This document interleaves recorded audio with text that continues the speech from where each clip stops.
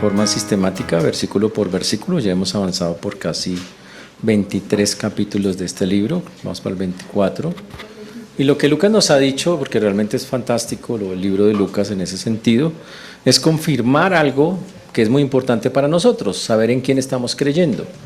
Y Lucas lo hace mostrando cómo Dios interviene en todo el proceso a través del Espíritu Santo, desde el nacimiento de Jesús, desde la proclamación de Él, cuando Él mismo lo reconoce y dice: este es mi Hijo amado en quien tengo complacencia, en el desarrollo de su ministerio a través de los milagros, señales y sanidades que Él hizo, mostrando claramente que Él es el Mesías, y cómo con ese poder también, incluso vamos a ver que hasta la muerte y la resurrección participa el Espíritu Santo como algo activo, algo muy importante dentro del libro de Lucas.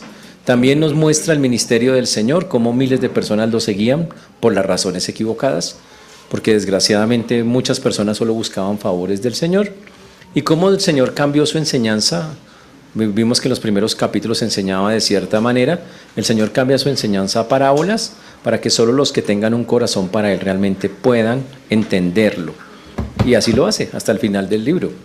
También vimos que aunque los miles de discípulos lo seguían, al final el Señor queda con nadie, que queda solo en ciertos lugares y en ciertos momentos, y en estas escenas, en las últimas que estamos viendo, así es. Vemos también cómo desde el principio del ministerio Jesús fue atacado de maneras muy terribles. Jesús fue, pues lo pusieron entre ojos los líderes religiosos y estaban buscando cómo matarlo. Ya cuando estamos en esta última semana, si estamos recordando las cosas que vimos, podemos decir que encontramos que en varias ocasiones intentaron hacer caer a Jesús en palabras. Entra el Domingo de Ramos y obviamente se enojaron más cuando el Señor botó las mesas de los cambistas, porque no le gustó lo que estaban haciendo con su casa, y también cómo hicieron para que con palabras el Señor se acusara, tanto con judíos como con romanos. El Señor sale de allí victorioso, porque nunca pudieron hacer que tropezara en palabras dentro del templo, y cuando sale mira las piedras del templo y dicen que de esas piedras no quedará piedra sobre piedra, y hace una muy bonita escatología de los eventos futuros. De ahí sale a celebrar la Pascua con sus discípulos, incluyendo a Judas, le lava los pies a todos, y después sale Judas a hacer lo que tiene que hacer, entregar al Señor. Celebra la Pascua, y dentro de la Pascua instituye en una parte de la Pascua lo que nosotros llamamos la Santa Cena, y de ahí para allá termina la Pascua, termina la cena muy tarde, sobre la medianoche, y Jesús sale al huerto a orar como era costumbre, sale al huerto de Getsemaní, y allí pidió ayuda en oración porque era muy difícil lo que venía. Se quedaron dormidos. Allí finalmente llega Judas, lo vende, le da un beso para reconocerlo, y lo llevan al patio del sumo sacerdote. Después del patio del sumo sacerdote, vemos que allí empezaron a buscar que Jesús cayera en palabras, hasta que finalmente lo acusan de blasfemia, de decir que era Dios. De ahí, mientras tanto, afuera del patio de ese sumo sacerdote, Pedro se quedó encerrado y no pudo moverse, y 3 veces negó al Señor. Sale de ahí el Señor, lo llevan donde Poncio Pilatos. Pilatos no encuentra ninguna cosa en él, se lo manda a Herodes. Herodes quiere a Jesús para burla, como ve que Jesús no le sigue la línea a él, tristemente lo vitupera, lo insulta, pasan muchas cosas tristes. Herodes lo golpea bastante y se lo devuelve a Poncio Pilatos, quien en 2 ocasiones más trata de decir es inocente, pero la presión del mundo en el cual vivía Poncio Pilatos hizo que finalmente se diera y firmara la ejecución. De ahí pasamos a la escena cuando Jesús, después de 20 horas más o menos sin dormir, no tiene fuerzas, no puede cargar ni la cruz, y piden a Simón de Cirene, que le ayude, y finalmente lo llevan hasta el lugar de la calavera, o el Gólgota, donde finalmente es colgado el Señor, crucificado. Y lo interesante es que cuando está crucificado, lo vimos la vez pasada, una de las primeras cosas que encontramos es al Señor orando y diciendo: Señor, perdónalos porque no saben lo que hacen, lo cual es algo increíble, porque el Señor básicamente, antes de que la gente se arrepintiera, ya los había perdonado. Pidió perdón por ellos antes de que ellos se arrepintieran de lo que habían hecho. Una cosa muy, muy increíble. Y hoy vamos a Lucas capítulo 23, versículo 40 en adelante. Lucas 23, versículos 40 en adelante.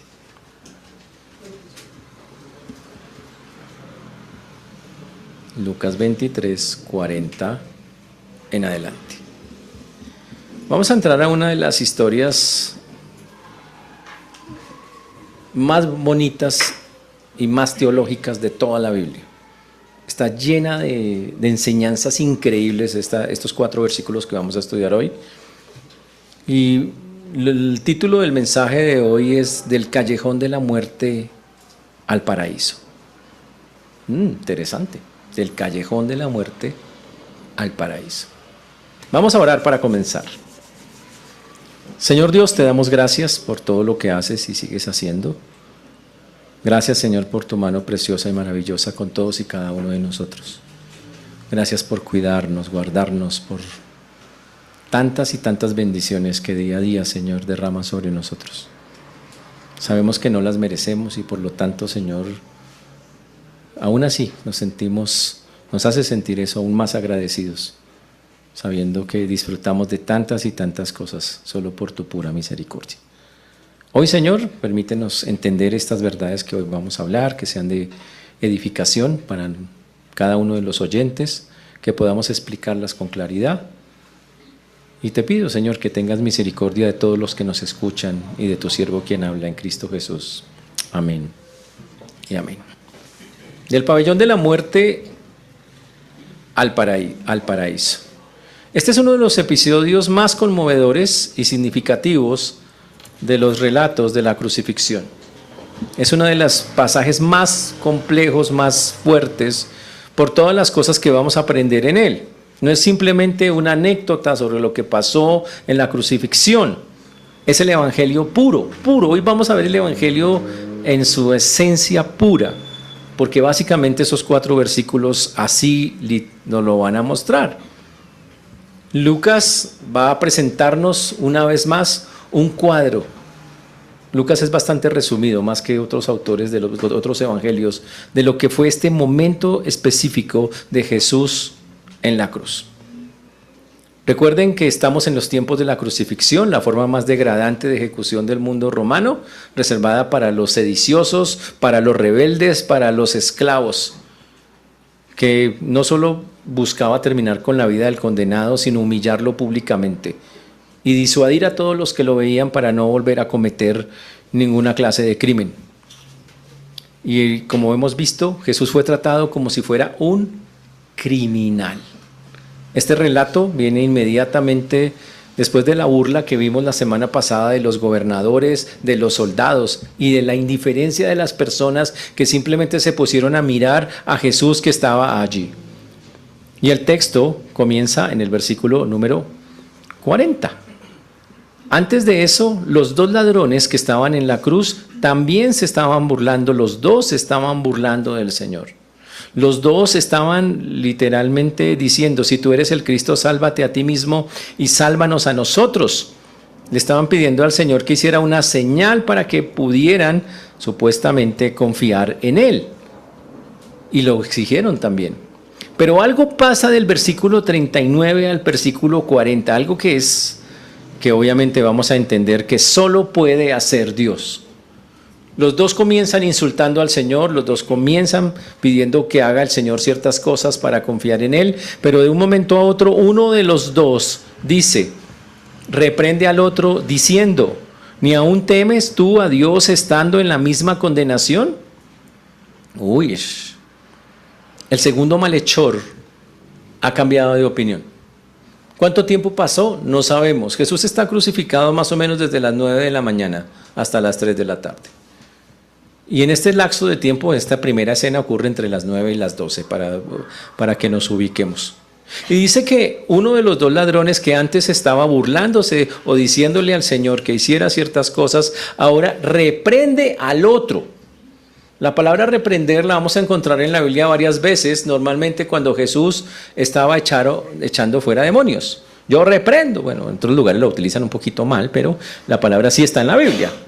Y entonces estaba reprendiendo, pero la palabra reprender implica que quien lo dice tiene autoridad o exige, o bajo cierta autoridad exige a otro que respete cierta cosa. Y efectivamente este ladrón habla con el otro y dice que lo reprende. Uy, le pide con autoridad, es una censura severa. Increíble. Y el que antes se burlaba, ahora está empezando a defender a Jesús. Y básicamente este hombre le está diciendo al otro, ya no digas más, ya no te burles más, para lo que estás haciendo. Mira dónde estamos, date cuenta en nuestra condición, mire dónde estamos. Y más importante, mira con quién nos estamos metiendo, mira contra quién estamos actuando. Y por eso él comienza con una frase muy teológica, aunque era un ladrón, ¿ok? ¿Ni aún temes tú a Dios estando en la misma condenación? Uy, wow. El principio de la sabiduría, dice la Biblia, es el temor a Jehová. Y el malhechor reconoce incluso en sus últimos momentos algo que durante toda su vida no hizo, que había que tener un temor reverente hacia Dios. Y ahí lo comprendió. La pregunta que nosotros tenemos que hacernos es, ¿cómo pasa una persona que está colgada en una cruz, sufriendo, y que está inicialmente burlándose y atacando a otro que está en la cruz? ¿Cómo puede cambiar cómo es que cambia tanto su manera de pensar y de ver las cosas? ¿Qué fue lo que tanto lo impactó, que hizo que él cambiara tan drásticamente? Y sobre todo que fuera tan teológico, porque lo que está diciendo es, ¿ni aún temes tú a Dios? ¿No sabes que el principio de la sabiduría es temer a Dios, temer a Jehová? Como está por todo el Antiguo Testamento. ¡Wow! Increíble. En pocas palabras, él dice, no podemos estarnos burlando de las cosas de Dios, no podemos tener esa actitud. Y pidió tener un temor reverente ante Dios.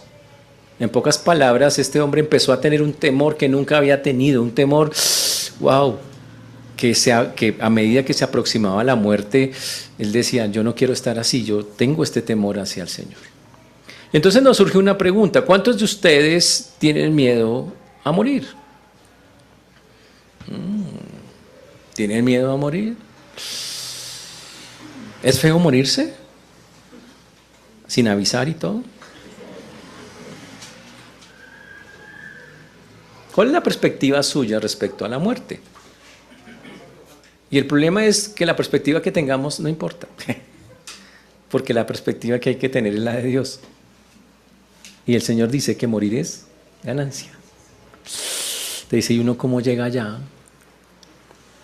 ¿Cómo hago para pasar de ese miedo que me produce? Porque a veces usted dice, pastor, es que no es tanto morirme, es cómo me muera. ¿Qué tal agonice por largos días? O una enfermedad. Y la respuesta es, solo Dios sabe en qué manera va a ocurrir. Nosotros en eso. Pero que todos tenemos una cita con la muerte. Es más, yo tengo una lista acá. No. Todos tenemos una cita con la muerte. Este hombre entendió que tenía una cita con la muerte que era muy cercana. La vida se le estaba escapando de las manos a este malhechor. Y cuando estaba en esos momentos, él entendió que lo más importante era que sigue después. Porque listo, me voy a morir y ya veo que no es inevitable, estoy ahí. ¿Y qué debe hacer Dios conmigo? Y entonces dice una frase, siendo aún un malhechor, ojo, recuerden, este hombre no recibió un curso de inducción, no estuvo en clases, nadie lo evangelizó. Este es un tipo que simplemente era un ladrón, seguramente conocía la cultura, había escuchado algo religioso, pero no era nadie que alguien lo hubiera agarrado para discipular o llevar a Cristo, ni nada de esas cosas. Pero él reconoció lo importante de lo que iba a pasar con la muerte. Iba a haber un juicio. ¿Cómo lo sabemos? Por la misma frase que está allí. Él dice, estando en la misma condenación. Y él dice, ¿cómo no vamos a temer a Dios estando en la misma condenación? Es una frase que tiene muchas connotaciones teológicas. Significa El malhechor encontró increíblemente una sabiduría sorprendente, pues reconoció que la muerte se aproximaba y que debía eliminar la burla y volverse a tener temor de Dios, porque tendría que enfrentarse a Él. Él entendió, me voy a enfrentar a Él. Eso es lo que viene. ¿Qué voy a hacer? ¡Wow! Uy. Lo que está pasando en la cruz en ese momento es fantástico. Porque lo que el Señor, lo que nos permite ver es que aún en el máximo sufrimiento humano, Dios puede salvar personas. Aún en los momentos más críticos y más fuertes y más terribles y más dolorosos, Dios puede hacer cosas increíbles como lo hizo con este hombre. La charla continúa en esa cruz y en el versículo 41 dice, versículo número 41, nosotros a la verdad, vamos a colocarlo ahí, nosotros a la verdad justamente padecemos porque recibimos lo que merecieron nuestros hechos, mas ningún mal hizo. Y aquí encontramos algo que aquí es donde les digo que este pasaje de 4 versículos tiene el evangelio condensado, tiene el evangelio resumido. Este hombre mira a Jesús, de alguna manera se hace visible, Jesús lo tiene al lado. Empieza a mirarlo más detenidamente. Al principio lo miraba y se burlaba, pero lo mira más detenidamente y algo empieza a pasar en él y él dice, uy, no. No puedo burlarme, no en este momento, no puedo hacer eso no está bien. Y entonces él empieza a tener un acto de contrición en la cruz, un acto de arrepentimiento, de contrición, una confesión de culpa personal. En pocas palabras, él acepta su responsabilidad en el pecado que ha cometido. Normalmente el ser humano tiende a excusar su pecado, pero aquí vemos algo totalmente contrario. Él acepta la responsabilidad personal en las circunstancias que está viviendo. Y sabe que cuando una persona reconoce su culpa personal, es el punto de partida para una experiencia genuina con el Señor. Si una persona reconoce, sí, yo soy un pecador, yo tengo esa condición, ese es el punto de partida. Este hombre lo tuvo en esa cruz. Por eso decimos que tiene el evangelio condensado. Ahora, ¿qué era lo que él entendía? Él dijo, nosotros estamos acá, estamos recibiendo lo que merecen nuestras obras. Dice, y está siguiendo el pensamiento bíblico, que si alguien comete algo, hay una consecuencia que tiene que asumir. El malhechor está reconociendo que el castigo que está recibiendo es proporcional a los crímenes que ha cometido. Y dice, es justo, me lo merezco. He sido malo, me merezco que esto me pase. Por eso dice, reconozco lo que nuestras obras merecen. Pero a la vez su discernimiento le hace ver que al que tiene al lado, o sea, a Jesús, dice, pero o sea, Jesús, ningún mal hizo.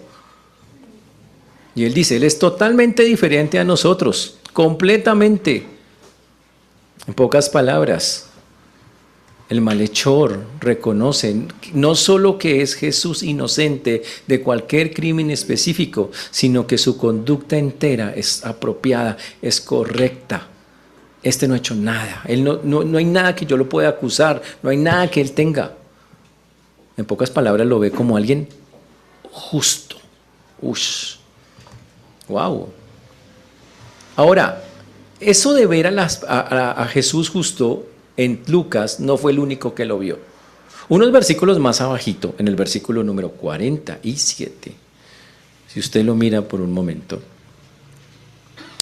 ahí bajando un poquito, en el versículo 47 dice, cuando el centurión vio lo que había acontecido, dio gloria a Dios. Oiga lo que dice el centurión, ¿no? Diciendo, verdaderamente este hombre es justo. Wow. O sea que ya van dos. Que solo mirando a Jesús, ojo, mirándolo en medio del sufrimiento, dicen, ese es diferente a nosotros. Eso es increíble, ¿no? Ahora, Antes estos soldados también, como lo vimos la vez pasada, se estaban burlando del Señor. Y ahora uno de estos soldados, solo viendo a Jesús, dice, no, no, no, no, no, no, no. Él verdaderamente es justo. O sea, lo mismo que le pasó al ladrón, de poder ver a Jesús justo, le pasó al centurión que estaba allá abajo. Increíble. Increíble. Ahora, recordemos entonces, piensen en lo siguiente. La inocencia de Jesús hace que su sacrificio, que lo que le está pasando sea un sacrificio vicario, significa de pago por otro. Porque él no debía nada. Nada. El ladrón lo mira y dice, no debe nada, o sea, ese no es el lugar de él, él no debería estar acá. El centurión está abajo y lo mira y dice, él no debería estar acá, él no debe nada.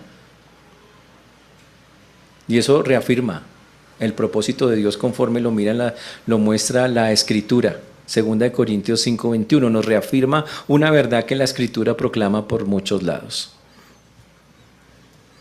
Que dice en 2 Corintios 5:21, al que no conoció pecado, se hizo pecado por nosotros. Voy a colocar el versículo ahí en la pantalla. Al que no conoció pecado, por nosotros lo hizo pecado para que nosotros fuésemos hechos justicia de Dios en él. Increíble. Y este hombre no se detiene ahí, va más allá. Este hombre entonces después de mirar a Jesús, solo contemplando a Jesús, dice, no, yo soy culpable, yo soy un pecador, yo me merezco, es justo lo que me está pasando, él es inocente, él no se merece estar acá. Y algo pasa mucho, una cosa mucho más allá, y entonces él dice, él tiene que ser lo que dicen que es. Él tiene que ser alguien que no es un simple hombre, y lo reconoce a tal término que dice la siguiente frase, versículo número 42 en el texto de Lucas 23, 42. Eleva una petición. Y dijo a Jesús, versículo número 42, acuérdate de mí cuando vengas en tu reino. Wow, acuérdate de mí. Ese es un lenguaje que utilizaba normalmente en los salmos. Es una forma judía de pedir algo que se llama intercesión. Intercede por mí. Está diciéndole, no quiero que simplemente me lleves en tu mente. Eso no es lo que le está diciendo. Diciendo, oiga, écheme una pensadita de vez en cuando. No. Quiero que de alguna manera, le está pidiendo en una cruz, obviamente, en esas circunstancias, por favor, no solamente acuérdate de mí, actúa favorablemente hacia mí, muéstrame misericordia, por favor. Tremendo. Señor, yo no puedo hacer nada, pero tú sí, y por eso te ruego, y por eso le dice, acuérdate de mí cuando vengas en tu reino, muestra misericordia hacia mí. Uy. Ahora, ¿qué es lo extraordinario de ese texto? Que alguien viendo a un hombre moribundo en una cruz pudiera hablar de que ese hombre va a regresar a instaurar un reino de alguien que está en una cruz muriéndose. Y el hombre lo comprendió y dijo, acuérdate de mí, ten misericordia de mí cuando tu reino venga acá. En pocas palabras, ¿sabe qué está diciendo ese hombre? Tú no te vas a quedar muerto, tú vas a volver un día, tú vas a resucitar. Eso es una comprensión más allá de cualquier cosa. Lo que le está pidiendo se necesita, uno dice, y para comprender eso yo me tomé como 5 cursos del seminario, pastor. Este hombre no tomó ninguno, compartió la cruz con el Señor, eso fue lo que hizo, compartió el sufrimiento con Cristo y lo conoció a través del sufrimiento. Eso fue lo que hizo. Increíble, es una cosa espectacular. Es un contexto muy bonito. Cuando venga a tu reino, él vislumbró la resurrección y la exaltación de Cristo, porque va a venir como rey, o sea, va a ser exaltado, y fuera de eso, pues, si bien es porque vivió de nuevo, o sea, que resucitó. También implica que él reconoce a Jesús como rey legítimo. Él dice, este que están matando y que va a morir es rey. Uy, así esté humillado en esta cruz, Él es rey. También está reconociendo que Cristo va a retornar. Exaltación. Y lo más increíble, está solicitando lo que tiene que pedir una persona que quiere acercarse a Cristo. Está solicitando gracia, misericordia. Le está diciendo literalmente, Señor, no tengo nada para darte, nada, absolutamente nada. Por eso clamo a ti por misericordia. Ush. Apelo a ti, tú eres el único, a la bondad tuya. Tremendo, increíble eso en ese punto. Pero más increíble la respuesta del Señor, instantánea, rápida, del versículo número 43.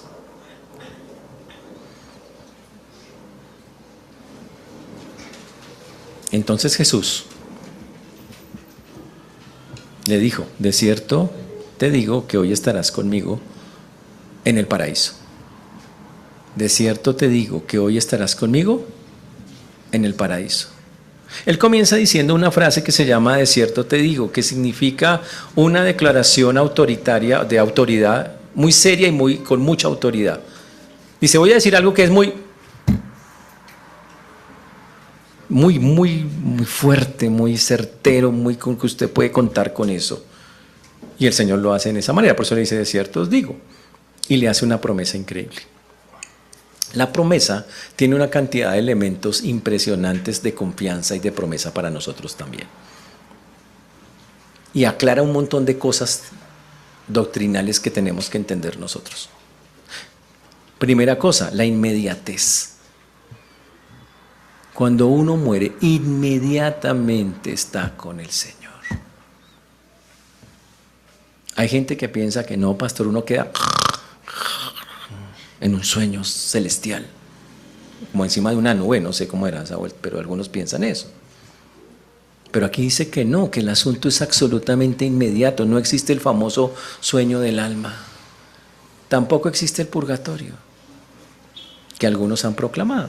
Purgatorio es una creencia que algunos tienen de que mientras pasan al cielo tienen que pasar por un lugar donde sufren cierta clase de tormentos para pagar lo que han hecho. Para mí es como un asadero donde lo tienen a usted un rato ahí dando vueltas, cuando ya ha pagado lo suficiente lo suben, más o menos eso. Pero obviamente aquí eso dice que eso no es así. Este texto muestra algo increíble. No voy a estar solo cuando muera. El Señor le dijo, vamos a estar en comunión los dos. Estarás conmigo, compartiendo conmigo. Señores, la salvación es fundamentalmente una comunión con Cristo. Una comunión constante. Estarás presente, los dos, estaremos ahí conmigo. Y lo más interesante, en un destino que nunca hubiéramos imaginado. Este hombre estaba en el pabellón de la muerte y el Señor dice, no vas a estar ahí, vas a estar en un destino glorioso que se conoce con el nombre de del paraíso, que se entiende como el lugar de dicha donde los justos aguardan la resurrección final. Increíble. Por eso este hombre pasó del pabellón de la muerte al paraíso. Uy. Lo increíble es la respuesta del Señor, instantánea.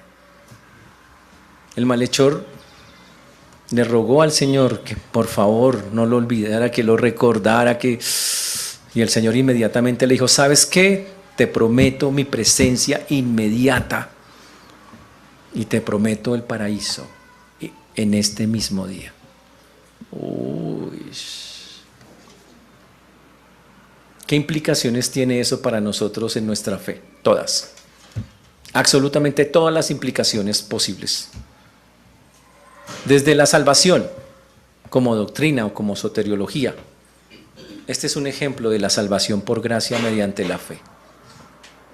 Uno se salva por gracia, no por méritos. ¿Cuántos méritos hizo este hombre? ¿Cuántos cursos de auto tomó este hombre? Ninguno. ¿Cuántos discipulados tomó? Ninguno. ¿Cuántas veces se bautizó?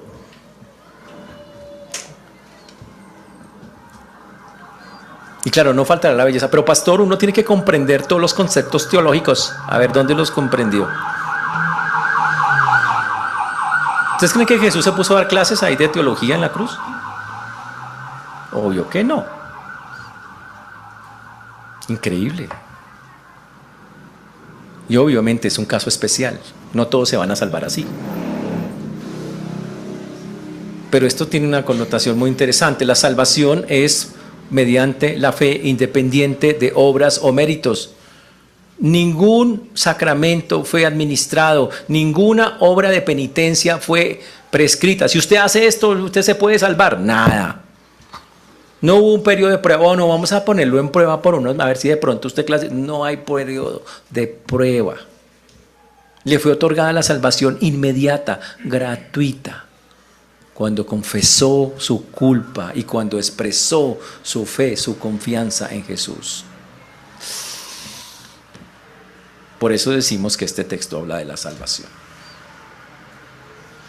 Ahora, en este pedacito nosotros vemos 4 cosas que este hombre hizo y que quiero que tengamos claras y que son necesarias para la salvación. Y que obviamente nosotros decimos muy claramente no se hacen si Dios no interviene. El primero fue un arrepentimiento genuino. En esa cruz ese hombre dijo, no,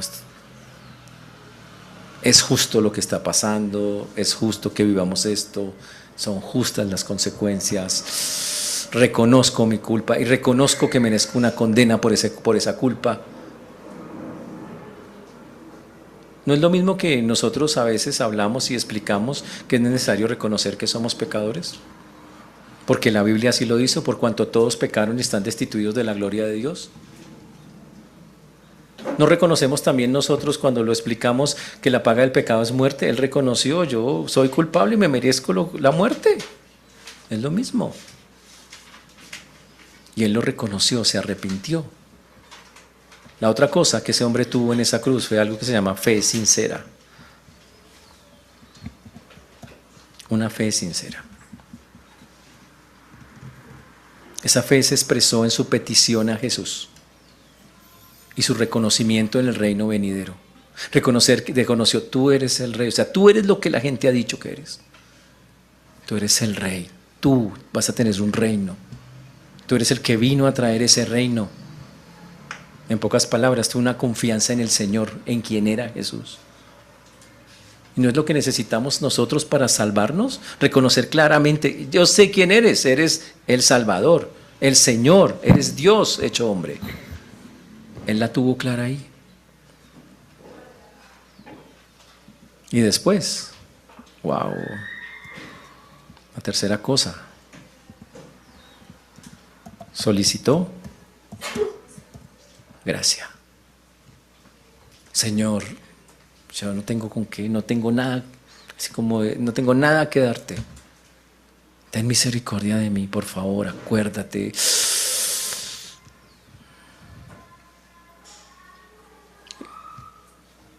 Y la cuarta fue increíble porque en esta cuarta vemos lo que Dios hace cuando alguien realmente hace esos pasos. Y fue que dio seguridad de salvación. Le dijo, ¿sabes qué? Desde este momento yo voy a estar contigo. Hoy estarás conmigo en el paraíso. Una promesa eterna. Ya, eso es algo increíble. La declaración de Jesús no deja lugar a dudas sobre dónde iba a terminar el malhechor, en el cielo con el Señor. Pero a la vez que esto nos enseña, porque esos son los pasos que la Biblia de la salvación siempre ha sido por fe, y esas son algunas de las cosas a tener en cuenta en esa salvación por fe, muy importantes. Pero repito, este hombre no hizo un curso para aprenderlas.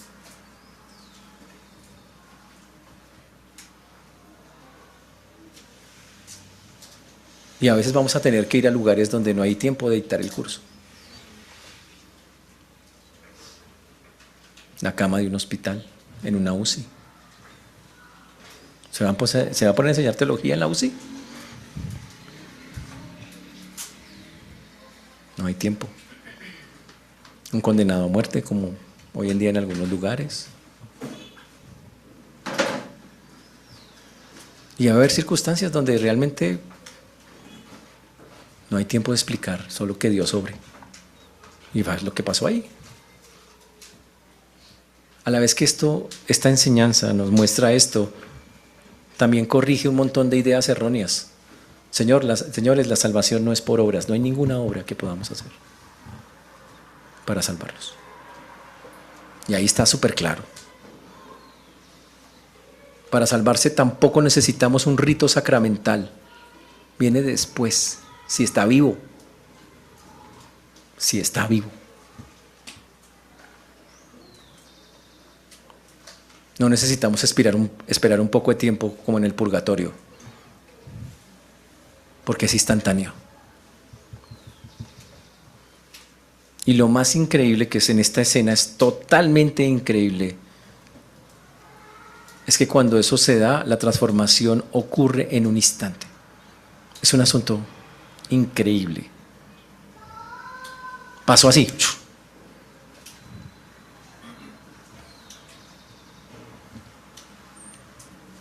Este episodio confirma: lo decisivo no es cuánto tiempo usted ha sido creyente, ni cuántas cosas usted ha hecho en Cristo o para Cristo, sino si confió realmente en Él para salvación, si realmente entregó su vida.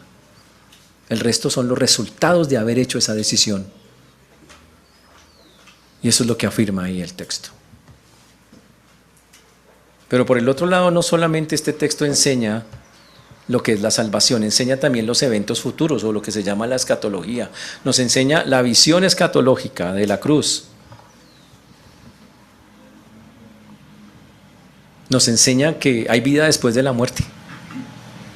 Hoy estarás conmigo, y significa, tú vas a saber que estás conmigo, yo voy a estar contigo, pero tú vas a saber, tú vas a tener conciencia de quién soy yo. ¡Wow! ¡Qué chévere! Nos enseña que en el futuro hay comunión con Cristo, relación personal continua, no un estado inconsciente con Él. Y nos enseña una bendición inmediata, el paraíso, que básicamente se resume en un estado de paz, de dicha, previo a otro proceso que Dios promete, que es la resurrección final de los cuerpos y la nueva creación. Uy. En pocas palabras, en este texto claramente, después de la muerte, entramos a la presencia consciente en Cristo, en un estado de dicha. Increíble, eso es. ¿Qué va a pasar entonces si tomamos eso tal cual? Pues morimos e inmediatamente estamos en la presencia del Señor, en comunión con Él. Lo cual me parece fantástico. Y Pablo lo confirma en 2 Corintios 5:8. Tenemos un texto que habla de la misma idea de Pablo. Pero confiamos y más quisiéramos estar ausentes del cuerpo y presentes. Pablo la tenía clara: me voy del cuerpo y quedo en la presencia de Dios. Eso es 2 Corintios 5:8. 5:8. 2 Corintios 5:8. Ausentes del cuerpo y presentes en el Señor. Eso es lo que va a pasar automáticamente. Pero también este texto nos enseña quién es Cristo. Nos enseña que Cristo es tiene autoridad de un rey, incluso en una cruz. Es rey, tiene autoridad real. Y la ejerce, y te concedo el paraíso. De una. Uy, increíble.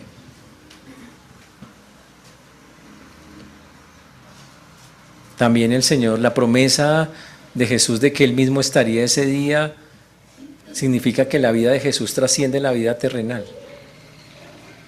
Porque alguien esta mañana me decía, bueno, y después de eso, y entonces, ¿cómo Jesús iba a estar en el paraíso con Él ese día si a los 3 días resucitó?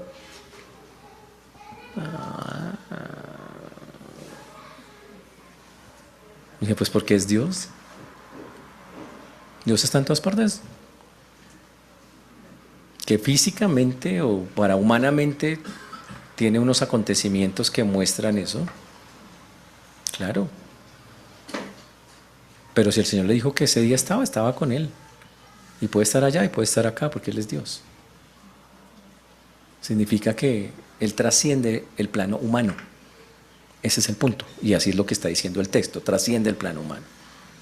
También este texto nos enseña que Cristo en ese texto aceptó la adoración. Porque Él le dijo, tú eres el rey. Y él dijo, y Jesús no lo negó. Dijo, estarás en mi reino. Soy un rey. Y aceptó la adoración que ese hombre le estaba diciendo, la petición, reconociendo que él era la posición que él tenía. Uy. En la teología judía, solo Dios podía ocupar legítimamente ese lugar, una posición donde se le rinde adoración. Pero estamos hablando de un plano celestial.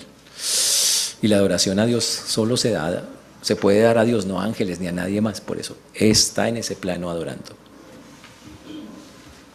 Y la otra cosa que es muy clara es que Jesús es el mediador por el cual se accede a la salvación, lo cual va con todo lo que dice la Biblia. Él es el mediador. Porque Jesús mismo lo dijo, nadie viene al Padre si no es por mí. Nadie viene al Padre si no es por mí. Pero también este texto nos enseña sobre el pecado, nos enseña sobre Cristo, sobre los eventos futuros, sobre la doctrina de la salvación, nos enseña también sobre la amartología, o sea, la doctrina del pecado. Y nos entrena cómo funciona el pecado y el arrepentimiento.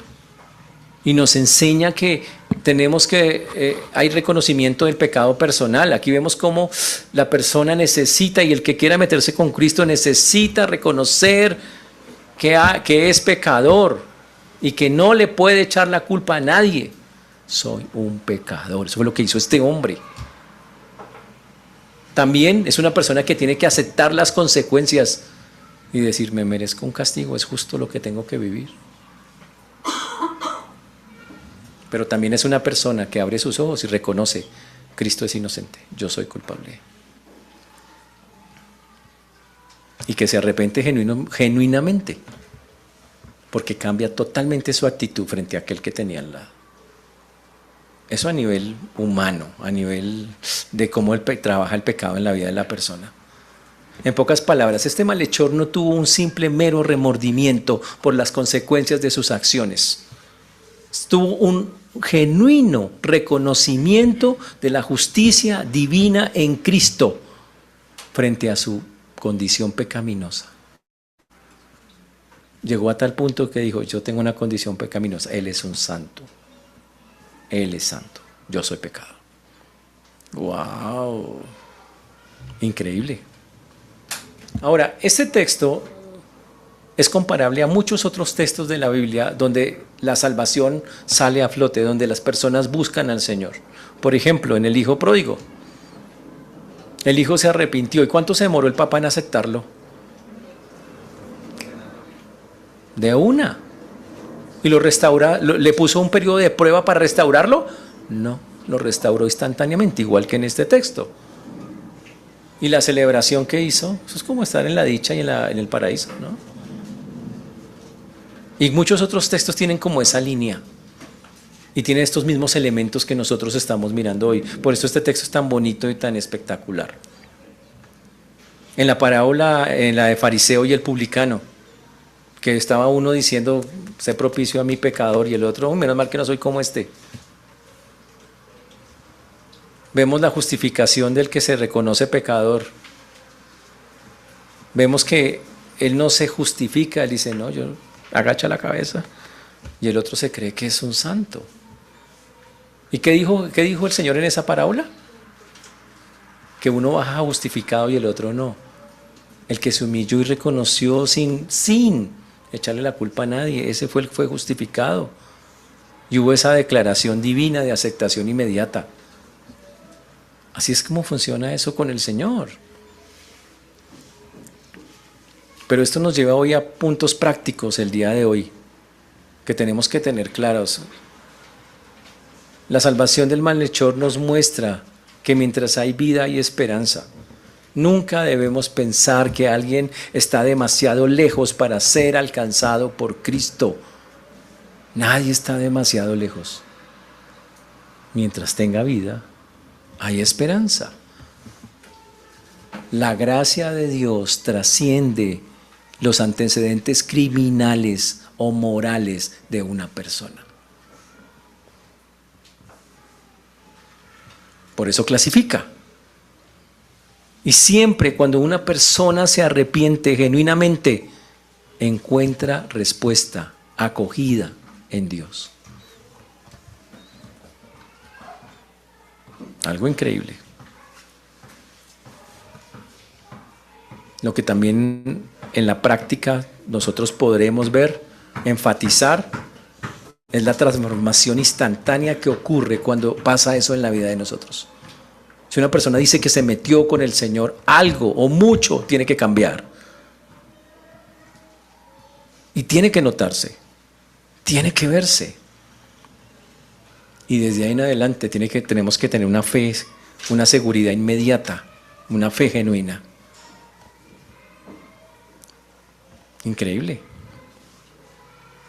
Aquí vemos un contraste con las religiones que piden penitencias prolongadas, montones de cosas, dizque para poder alcanzar y estar bien con Dios. Dios dice, no, así no es.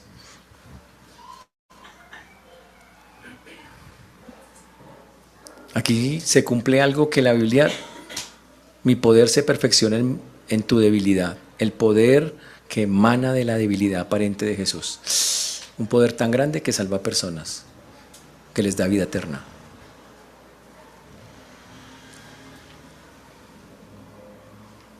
Pero lo que vemos hoy es una esperanza a quienes enfrentan la muerte inminente. Seguramente conocemos personas que están cerca a eso. Les han diagnosticado un cáncer, les han dicho que van a morir, o están ya en un hospital, o están en sus casas ya desahuciados con cuidados paliativos. Y la Biblia dice, y si nos ponen al frente a alguien así, nos dice, venga y visite, hágame el favor y vayamos. Hay que ir. Porque este texto muestra que hay esperanza hasta el último momento, aunque la muerte esté ahí. Y le ofrece a los creyentes, a los moribundos, la promesa que si entregan su vida al Señor hay una presencia inmediata en Cristo. Y yo sé que hay algunos que piensan mucho y filosofan, pero toda la vida tan malo que fue, el tío más malo que hemos tenido,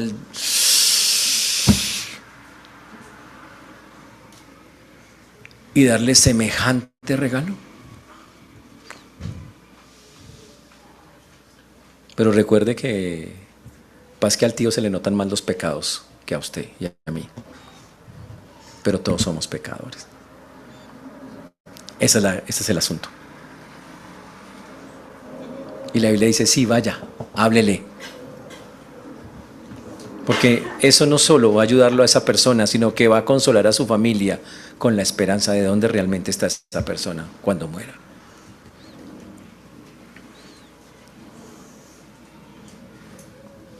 Pero eso también nos llama la atención sobre las personas que están en prisión. Dios los puede cambiar. A todos los que son malhechores, Dios los puede cambiar. ¿Qué les hace falta? Conocer a Cristo. Llegar a lo que llegó reconocer su condición. Soy un malhechor, soy un pecador, Y Cristo es la autoridad. Le he fallado a Dios, le he fallado a Cristo. No tengo nada que darle, no tengo nada que ofrecerte. Ten misericordia de mí. Listo. Eso es.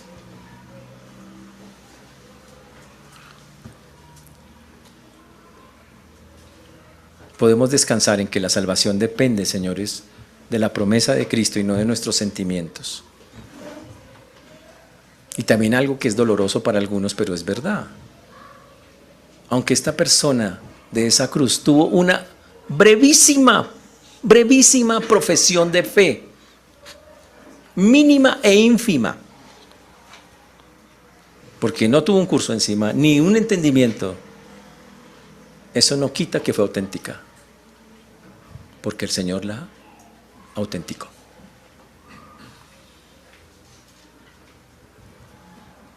Señores, la salvación es por gracia, no por méritos propios. Y yo tengo que vivir con la conciencia del hoy. Cristo prometió estar conmigo todos los días hasta el fin del mundo. Yo tengo que vivir con ese hoy constante, tengo que decir, hoy es un día más para experimentar la presencia de Cristo en mi vida. Ese es el punto. Yo sí tengo el tiempo, el ladrón no tuvo tiempo, yo sí tengo tiempo para prepararme, para crecer, para ser un buen discípulo, para experimentar la vida con Cristo mientras estoy acá. Hoy. Yo sí puedo hacer eso.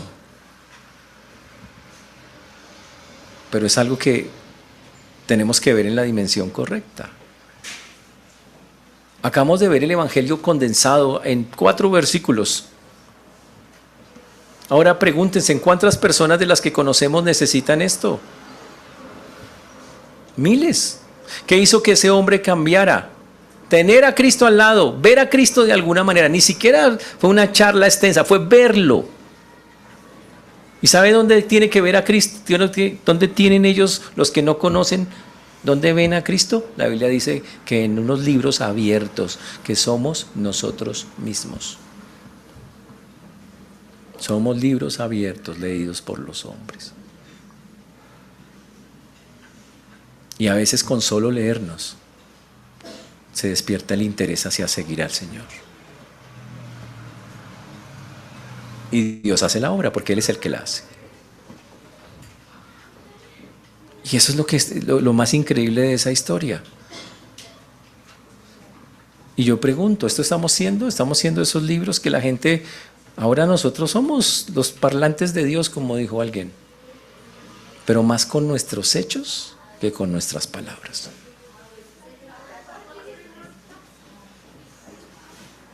Y eso es algo que el Señor nos está llamando a hacer el día de hoy.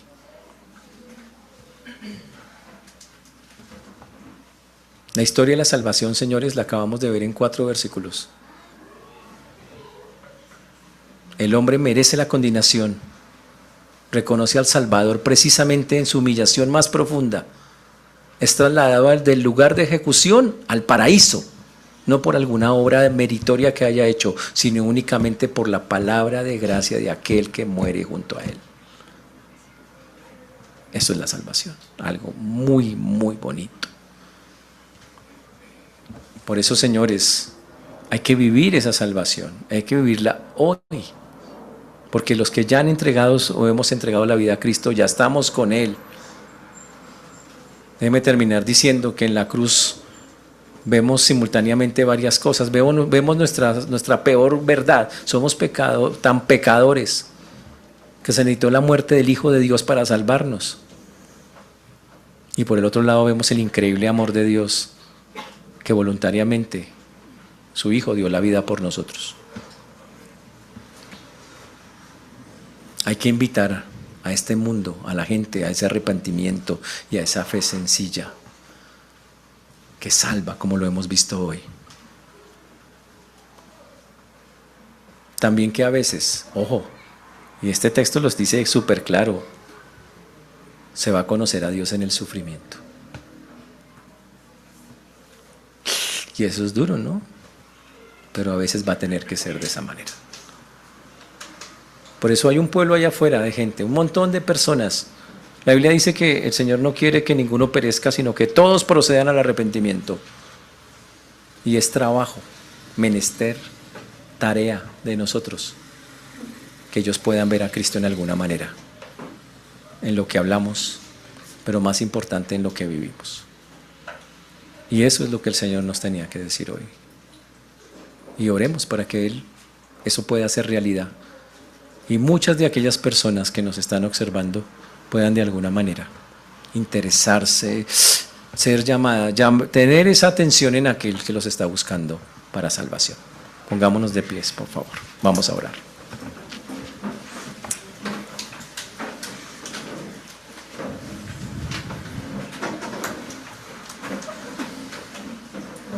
Señor Dios, te damos gracias por esta mañana, por este tiempo, gracias por tu palabra.